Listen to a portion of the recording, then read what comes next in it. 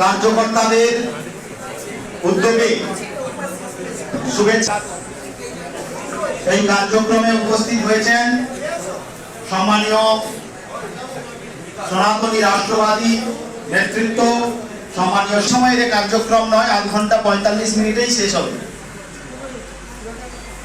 এই কার্যক্রমে উপস্থিত সম্মানীয় সদস্য জয়দেব মিত্র মহাশয়, উপস্থিত আছেন বিরোধী দলনেতা সুমন রায়, সমস্ত পঞ্চায়েত সমিতির সদস্যা, 3টি অঞ্চলের প্রধান, সমস্ত রাষ্ট্রবাদী পঞ্চায়েত মাননীয় সূর্যবাগ এবং রাষ্ট্রবাদী। একটু মাঝে যারা আছেন সংগতা পিছিয়ে যাও, ছবি তোলার জন্য পেছন থেকে যারা আছে দেখতে পাচ্ছেন।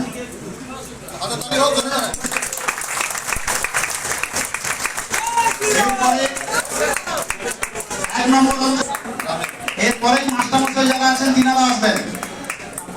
যতজন শিক্ষক সংগঠনের পক্ষ থেকে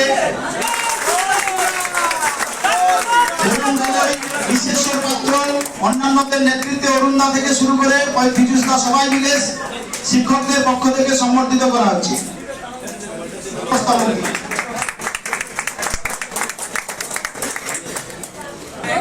আচ্ছা আচ্ছা, ঠিক আছে সবাই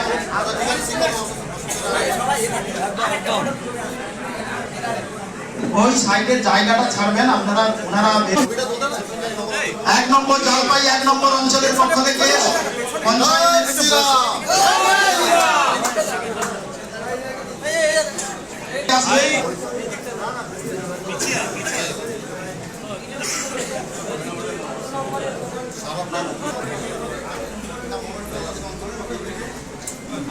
এক নম্বর অঞ্চলের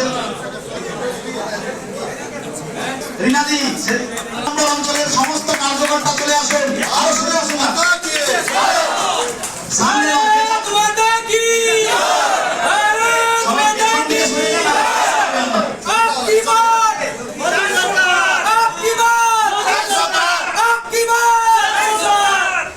পেছন দিকে সবাই দাঁড়ালে অনেকটা স্পেস হবে, অনেককেই পাওয়া যাবে।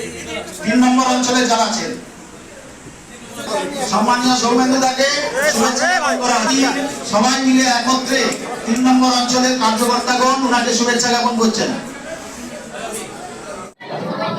আমি আমাদের দলের সর্বোচ্চ নেতৃত্ব যশস্বী প্রধানমন্ত্রী মাননীয় নরেন্দ্র মোদীজি, দলের সভাপতি সর্বার্থ সভাপতি আমাদের জেপি নাড্ডাজি, আমাদের গৃহমন্ত্রী অমিত শাহজি, রাজ্যের বিরোধী দলনেতা শুভেন্দু অধিকারী এবং আমাদের রাজ্যের ভারতীয় জনতা পার্টির সম্মানীয় সভাপতি সাংসদ রত্ন সুকান্ত মজুমদারকে আমার ধন্যবাদ জ্ঞাপন করছি এবং আমাদের কাঁথি লোকসভা কেন্দ্রে লক্ষ লক্ষ আমাদের যারা কার্যকর্তা আছেন, ভারতীয় জনতা পার্টির পরিবারের কার্যকর্তা, তাদের সকলকে আমার ধন্যবাদ জ্ঞাপন করছি।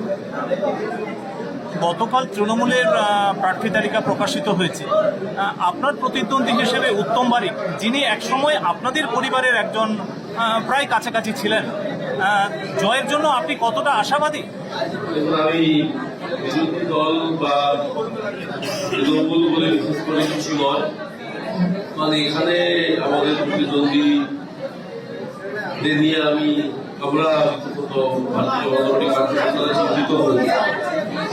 আর রাজনৈতিকভাবে কখনকে কার সঙ্গে কাছাকাছি ছিল, কার সঙ্গে কখন দূরত্ব হয়েছে, সেসব বিষয়ে বেশি আলোচনা করতে চাই না। আমরা মোদীজির উন্নয়নের এজেন্ডা নিয়ে 10 বছরের বিকশিত ভারত এবং আগামী দিনে ভারতের তৃতীয় বৃহত্তম অর্থনীতি করা দেশকে এগিয়ে নিয়ে যাওয়া এবং সেই উন্নয়নের জন্য কাঁথি লোকসভাকে সামিল করা, এই লক্ষ্যে আমরা লড়ছি।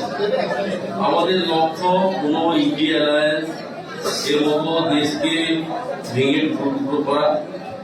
যেভাবে ক্ষমতার জন্য এখন থেকে যেভাবে তারা নিজেদের মধ্যে কাদা ছোড়াছুড়ি শুরু করেছে, আর অ্যালায়েন্সটাই তো আদৌ নেই, অ্যালায়েন্স আলোচনারই বিষয়বস্তু নেই।